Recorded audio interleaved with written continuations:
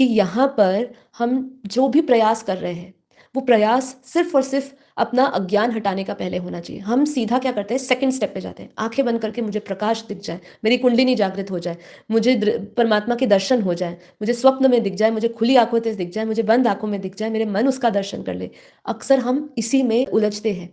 लेकिन यदि आप अपना अज्ञान टूटने में लगा दोगे, पुरुषार्थ अपना सारा प्रयास इसमें लगाओगे, तो उसके साथ अज्ञान गिरते ही एफर्टलेस, बिना प्रयास करे आपके जीवन में आध्यात्मिक जागरण शुरू हो जाएगा। आपको अनुभव भी होंगे, परमानंद भी होगा।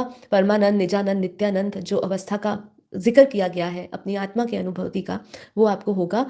पर उसकी प्रयास आपके अंदर क्या रहनी चाहिए? वो दर्शन की नहीं रहनी चाहिए, वो कुंडलिनी जागरण की नहीं रहनी चाहिए, लेकिन अज्ञान हटाने की, अज्ञान गिराने की आपके भीतर वो प्यास चरम तक पहुँचनी चाहिए। ठीक है? आगे कह रहे हैं जागरण की पहचान क्या है? शास्त्रीय कसौटी में इसके बारे में क्या है? शास्त्र जागरण को इनसे नहीं परखता है। किनसे नहीं परखता है? ये भी सुन लेते हैं। फिर से शास्त्र जागरण को इनसे नहीं परखता है। ना दर्शन से, ना शक्तियों से, ना अनुभव से। इससे वो परखता नहीं है, बल्कि इनसे परखता है। किससे? भावनात्मक प्रतिक्रिया में कमी। जब हम कहते हैं ना, बापूजी भी क्या कहते हैं, अब भावनाओं से परे हो जाओ। ठीक है? तो भावनात्मक प्रतिक्रियाओं में कमी हो जाती है। हम भावनाओं से परे हो जाते हैं।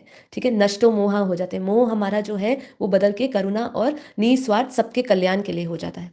बिना दमन के स्वाभाविक वैराग्य, अपने आप को दबा नहीं रहे हो आप, किसी चीज़ को सप्रेस नहीं कर रहे हो कि नहीं मुझे तो वैराग्य लेना है, क्योंकि ये एक प्रक्रिया बोली, ये एक अनुभव बोला, ये जागरण का एक विशेष हिस्सा है कि मुझे वैराग्य उठना चाहिए। तो ज़बरदस्ती किसी चीज़ को दबाया नहीं जा सकता। बिना दमन करे स्वाभाविक वैराग्य आप में उठता है। संसार के प्रति जो आपका दृष्टिकोण होता है वो स्वाभाविक ही बदलता है। स्वयं को सिद्ध करने की इच्छा का लोप, ये भी आपके भीतर अब घटता नहीं है। इसी से शास्त्र जागरण को परखता है।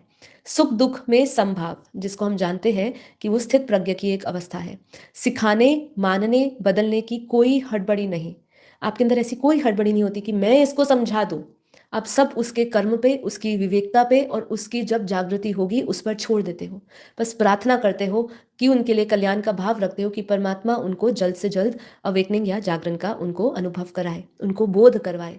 ये आप रखते हैं, बाकी कोई हड़बड़ी नहीं रहती है अपने आप को प्रूफ करने की। तो ये सब चीज़ों से आध्यात्मिक जागरण शास्त्र समझाता है, परखता है कि ये सब चीज़ें अगर होती हैं तो ही आपके अंदर आध्यात्मिक जागरण है। कोई दर्शन हो जाना, शक्तियाँ आ जाना, अनुभव होना, इससे शास्त्र जागरण को नहीं परखता है।